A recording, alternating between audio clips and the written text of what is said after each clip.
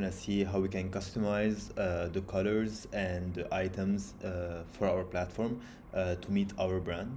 So if I go to settings here, we first have the colors that we can change. So we have our primary, secondary, tertiary, and quaternary colors.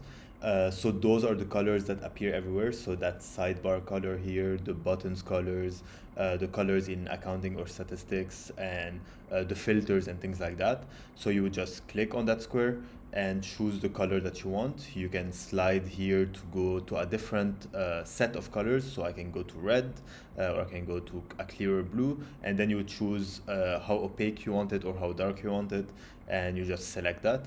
And after you're done, you just close here and you would just go and save, and your colors would be changed. It will also show you the hex code for your color, so you keep track and you know that you're matching your brand if you have brand guidelines to follow, for example. You can also set your logo, so the logo that you set here will appear on the top left here, and it's gonna appear on your public profile. For this, you can go check our tutorial on how to set up your public profile.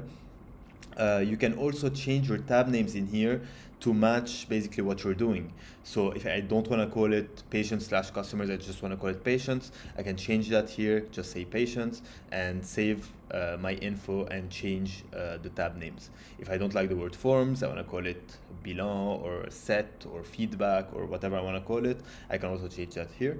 You can also change your screen titles for the main screens. So instead of all sessions, if you want to call it all appointments, or instead of patients, you want to call it customers, you can change all of that from here directly. And you have the option to choose between 4 languages. We currently support English, French, Greek, and German.